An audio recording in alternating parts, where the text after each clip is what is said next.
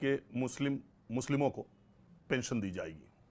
Number 1, 50 बरस के मुसलमानों को पेंशन दी जाएगी। ईदगाह और कब्रिस्तान के लिए अलग से हर बड़े शहर में भूमि आवंटित की जाएगी। ईदगाह और कब्रिस्तान के लिए हर शहर में भूमि आवंटित की जाएगी और राज्य की राजधानी में एक आलीशान हज हाउस बनाया जाएगा। नूर भाषा कॉरपोरेशन बनाया जाएगा जो 100 करोड़ उसका बजट होगा। 5 लाख रुपया बिना ब्याज के 5 लाख रुपया बिना ब्याज के मुसलमानों को लोन दिया जाएगा। 100 करोड़ रुपए का बजट आवंटित किया जाएगा। 10,000 इमामों को, मस्जिद के इमामों की 10,000 रुपए की नौकरी दी जाएगी। उनका वेतन 10,000 रुपए होगा, मौजन का 5,000 रुपए। हर मस्जिद के इमाम को 10,000 रुपए की नौकरी दी जाएगी, उसका वेतन होगा।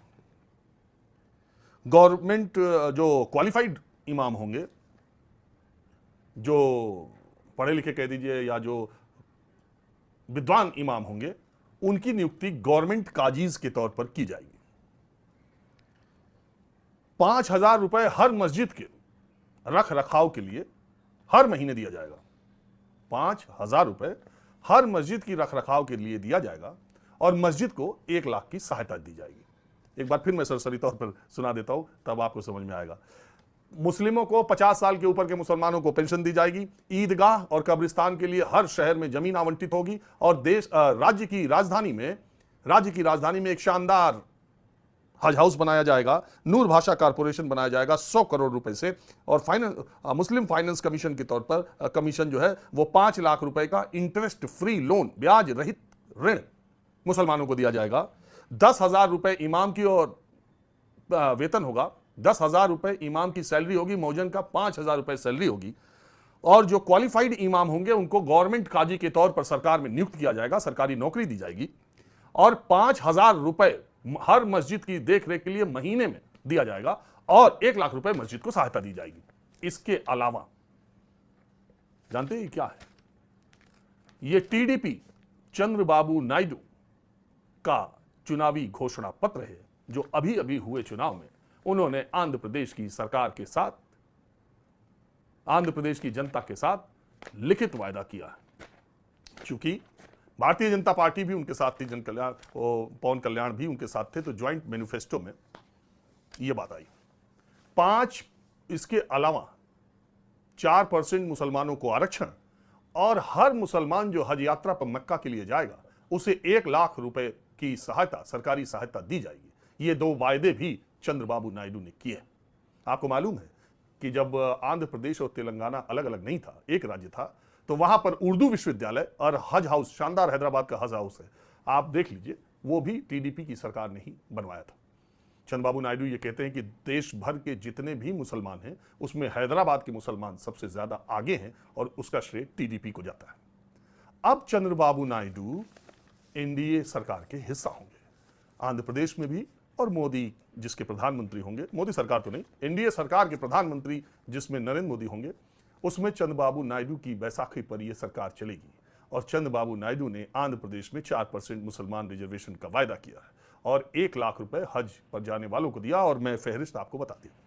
अब सवाल उठता है कि इन चुनाव में, 2024 के लोकसभा चुनाव में, प्रधानमंत्री नरेंद्र मोदी, गृह मंत्री अमित शाह, खासकर इन 2 नेताओं ने पूरे देश के हर इलाकों में जा जाकर यह कहा कि दलितों, पिछड़ों का आरक्षण कांग्रेस या इंडी गठबंधन, अच्छा ये भी बड़ी मजेदार बात हुई, पूरे चुनाव के दौरान प्रधानमंत्री इंडी गठबंधन बोलते रहे, गृह मंत्री अमित शाह इंडी गठबंधन बोलते रहे। ये तो बात समझ में आती है कि उन्हें इंडी गठबंधन कहे, लेकिन इस देश के तमाम पत्रकार और मीडिया चैनल भी इंडी गठबंधन कहते थे। मैं दावे के साथ कह सकता हूं कि न्यूज़ 24 को छोड़कर सारे चैनलों ने तकरीबन पूरे समय इंडी गठबंधन चलाया। हमने हमेशा एक तरफ एनडीए, दूसरी तरफ इंडिया, व्यक्तिगत तौर पर भी और चैनल में भी, और कभी भी किसी भी कार्यक्रम में हम बोलते रहे इंडिया गठबंधन, इंडिया गठबंधन। उसमें सीधा सत्तर ये था कि एनडीए में नेशनल डेमोक्रेटिक अलायंस है और इंडिया में भी ए का मतलब अलायंस है, तो अगर आप एनडीए बोलते हैं तो आप इंडिया बोलिए, अगर आप, वैसे तो हम लोग एनडीए गठबंधन, इंडिया गठबंधन भी बोलते हैं,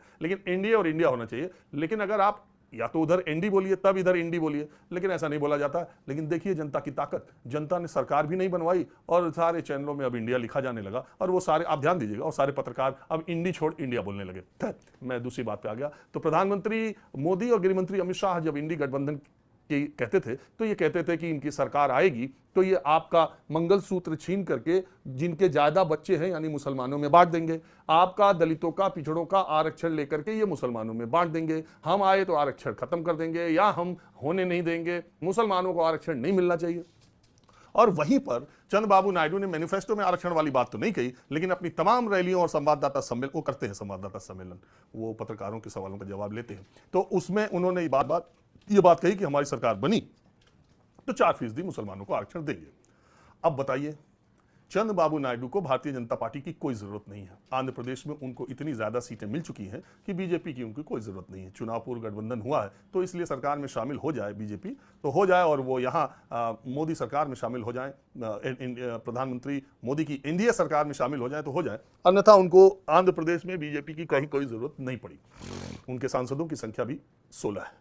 तो अब सवाल ये उठता है कि अगर चंद्रबाबू नायडू की सरकार में बीजेपी शामिल होती है और वो मुस्लिम आरक्षण लागू करने का फैसला करते हैं तो क्या इस आधार पर बीजेपी उनके सरकार से निकल सकती है, और क्या राष्ट्रीय स्तर पर चंद्रबाबू नायडू से समर्थन लेने से इनकार कर सकती है? क्या ऐसा हो सकता है?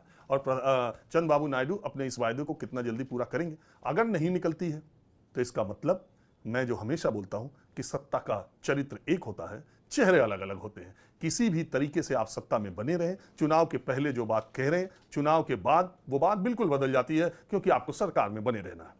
और जिस बात को लेकर के आपने इंडिया गठबंधन को कटघरे में खड़ा किया कि ये मुसलमानों का आरक्षण देंगे, वो आपके एनडीए गठबंधन के ही सबसे बड़ा धड़ा अगर एनडीए का है तो चंद्रबाबू नायडू का है। वही अगर आरक्षण देने का फैसला करते हैं तो फिर इस पर बीजेपी का रुख क्या होगा? उनसे समर्थन लेगी कि नहीं लेगी, और उन्हें एनडीए से बाहर का रास्ता दिखाएगी कि नहीं दिखाएगी, सरकार में शामिल होगी कि नहीं होगी? ये बड़ी देखने वाली दिलचस्प बात होगी।